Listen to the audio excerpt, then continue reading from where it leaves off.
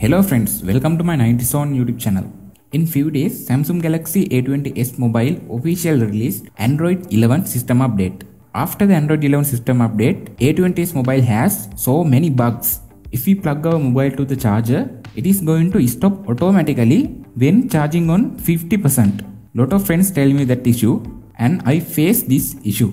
Another problem is when we save a media to our gallery, it is not showing. Another bug is our A20s mobile going to lag.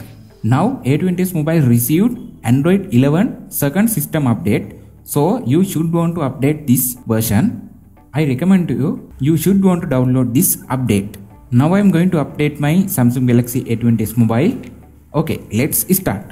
If you are new on my YouTube channel, please press the subscribe button and hit the bell icon so you can get a notification after publishing my future videos. I have uploaded more A20s tips and tricks videos on my channel. You can watch it.